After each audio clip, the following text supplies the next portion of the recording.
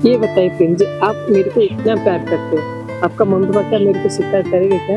हाँ हाँ जान, क्यों नहीं स्वीकार करेंगे। हम तुमको दिल से प्यार करते हैं। हमको इतना दिल से प्यार करते हो प्रेम जी। ये दुनियादारी हम लोग को बहुत दुख देते हैं और बहुत गंदी नजर से देखते हैं प्रेम जी। जानू, हमको दुनिया से कोई मतलब नहीं है। हम तुमको दिल और दिमाग दोनों से प्यार करते हैं कलेजा। आप क्यों नहीं समझ रहे प्रेम जी? आपका मम्मी पापा मेरे को कभी भी सपोर्ट नहीं करेंगे। अरे गुजरे ले नजरी से जब ते गुजरिया धड़केला जोरे से, ये कही गो दिल बाटे सीना के भीतरिया, ओहो दिल लागल बा तोरे से। ये कही गो दिल बाटे सीना के भीतरिया, ओहो दिल लागल बा तोरे से।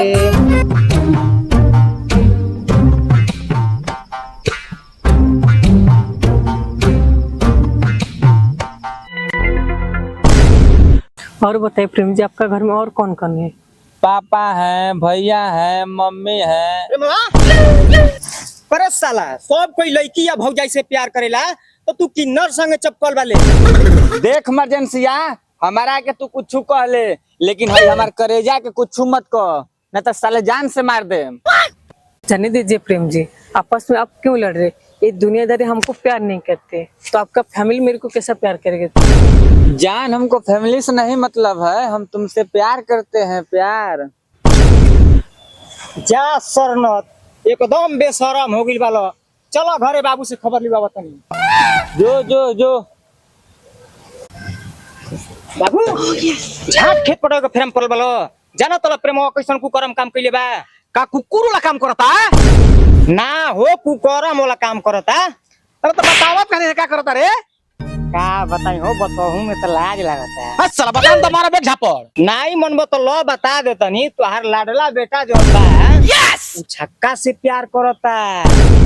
का छक्का से प्यार करता है? हाँ हो बाबू, हाँ छक्का से प्यार करता। लो हे तार पतो ही हो आ गई। आई हो सारो, हम का करी? हमर माय तो ये ले बुतला ही। यस, अब हम गांव घर में कैसे पर मुंह दिखाई? अब हम का करिए भगवान? बाबू, अब तोहरा कुछ कइला के जरूरत नहीं खे। हमारा जौन करे के रहला हम कह देले बानी। आज से तोहार देखभाल हे करी हो, खूब चानी पर तेल रखवाई हो। हाँ हाँ बाबूजी, आज से देखभाल मैं ही करूँगी आपका। हे खबरदार, तू बोली हा जान। हाँ हाँ बाबू, तू ठीक कहत ल। काई हमनी के दे दई। अरे गलती मत सोचा, तुहरा के बाबा या हमरा के बड़का बाबू काई बना दई। का हो, तू हमारा के बुढ़ापा का सहारा दे देबू, का आगे परिवार बढ़ जाई। बाबू, इनकरा के कुछ मत बोलो। इनकरा से हम प्यार करी ना, इनकरा के हम लिया कैल बानी। जमन बोले के बा हमारा के बोलो, का करे के बा। बाबू ई सरवा कहत कि बोलो अबे का करे के बा। कह दा एकरा ले कि छक्का ले बियाह करी तो घर में करे कोनो जगह नहीं खे। प्रेमवा, तू एगो किनर खातिन अपन बाप संगे जबान लड़ावत ले, तो हम जबान खींच ले। मैं अभी इधर से जा रही हूँ पे।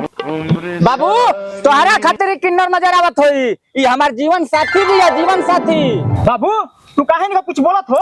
बहुत चढ़ बढ़ के बोलता। तू ही एकर मन सह कइले वाला। तू हमारा मेहरारू के देख के जरा तले, तोरा के जीवन में नसीब ना हुई ऐसन मेहरारू जीवन में। एवना घर से निकल जो, एवना घर में तोरा खाली जगह नहीं के। जा तनी हम तोहार घर छोड़ के। हमारा के हमार प्यार चाहिए, तोहार परिवार ना चाहिए। हम जीवन अपन गुजार ले। जा, जा।